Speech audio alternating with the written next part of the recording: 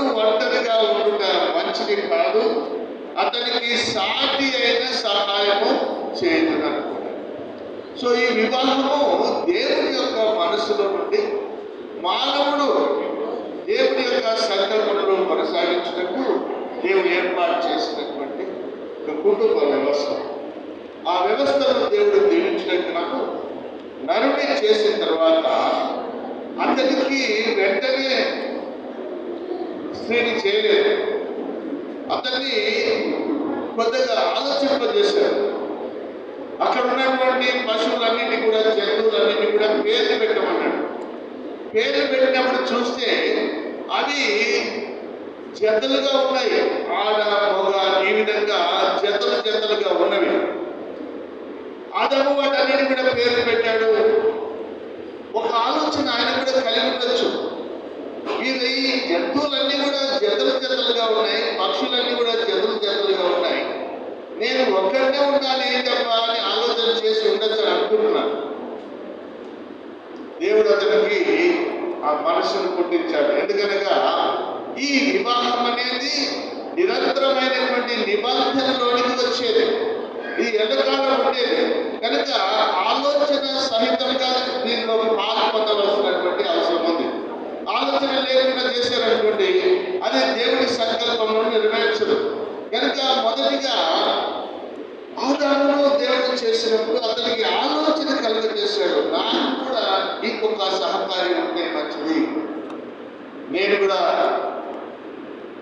మీరందరిగా ఏ విధంగా అయితే జతలుగా ఉన్నారు, నాకు కూడా ఒక సహకారి ఉంటే చాలా బాగుంటుంది అన్నటువంటి ఆలోచన తప్పకుండా అతనికి వచ్చి ఉంటుంది. వాడు లేదా అక్కడ వచ్చి ఉంటుంది.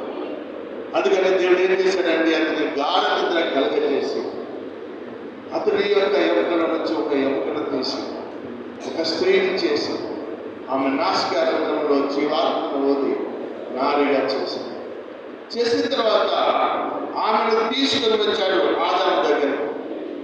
ఇగో ఇది నీవు ఆలోచన చేస్తున్నావు కదా, అందరికీ ఆ జంతువులందరికీ కూడా, పశువులన్నింటికి కూడా, పక్షులకు జతలుగా ఉన్నారు, నేను ఒంటరిగా ఉన్నానని అనుకున్నావు కదా. నీ ఆలోచన నాకు తెలుసు, నీ మనసులో ఉన్నటువంటి కోరిక నాకు తెలుసు. ఇదిగో నీ కొరకు ఒక స్త్రీని తీసుకొని వచ్చానని దేవుడు మొట్టమొదటిగా ప్రధాన వివాహము ఏదేని తోటలో దేవుడు జరిగించాడు. ఇది నిబంధనయుక్తమైనటువంటి తీసుకుని వచ్చాడు. ఇదిగో నీ యొక్క స్త్రీ అని చెప్పినప్పుడు ఆదాము నా మాంసంలో మాంసము, నా ఎముకలలో ఎముక, నా నుండి తీయబడ్డది కనుక ఈమెకున్నాడు. ఒక విడదీయబడినటువంటి బంధము స్థిరపరచబడ్డది. మొట్టమొదట వివాహం అనేది విడదీయరాని బంధము.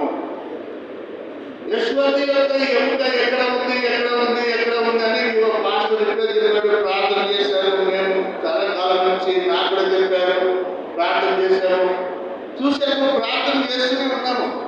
కానీ దేవుడి సమయానికి ఆయన ఎముకను తీసుకొచ్చి ప్రక్కన కూర్చోబెట్టాడు. అందులో చప్పట్లు కొడదామండి.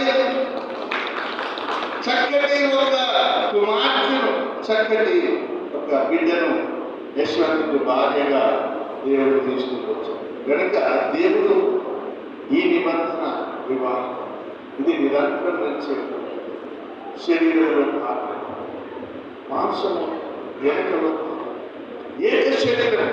అందుకని దేవుడు ఏం చెప్పారంటే వీరిద్దరూ ఇప్పటి నుండి ఏక శరీర పంతులు. వాళ్ళిద్దరూ వేరువేరుగా ఉన్నారు కానీ ఏక శరీరమై ఉన్నారు. ఏక శరీరమై ఉండినప్పుడు శరీరము ఏకము ఆత్మీయంగా చెప్పబడుతోంది. శరీరంలో చూస్తే మాత్రం ఇద్దరు వేరు శరీరంలో ఉన్నారు. కానీ దేవుని యొక్క కృపాకనికంలో దేవుడు ఏం చేశాడంటే వీరిద్దరిని ఆత్మీయంగా బలపరిచి ఏక శరీరంగా చేశాడు. ఈ ఏక శరీరంగా ఉన్నప్పుడు ఆత్మీయంగా ఏక శరీరం, కానీ శరీరంగా చూస్తే వేరు శరీరాలు, రూపురేఖలు వేరు, ఆలోచనలు వేరు, అభిరుచులు వేరు, అన్ని కూడా వేరు ఉంటుంది. కానీ మనం ఒక శరీరంగా జీవించాలి. అందుకని దేవుడు ఏం చేశాడంటే ఒక ఆయన సన్నిధి వారితో ఉంచి మొదట ఏదైనా తోటలో వారిని దీవించాడు, ఆశీర్వదించాడు. మీరు ఆదికాండం మొదటి అధ్యాయం 27వ వచనం చూస్తే దేవుడు వారిని ఆశీర్వదించి మీరు ఫలించి అభివృద్ధి చెందుడి, మిమ్మల్ని నేను ఆశీర్వదిస్తున్నాను. ఏక శరీరంగా మీ ఆలోచనలు, మీ దృక్పథములు, మీ యొక్క అభిరుచులన్నీ కూడా ఏక మనసుతో మీరు జీవించాలని దేవుడు వారిని ఆశీర్వదించారు. మనం చదివినటువంటి సిస్టర్ రత్నకుమారి గారు చదివి వినిపించారు.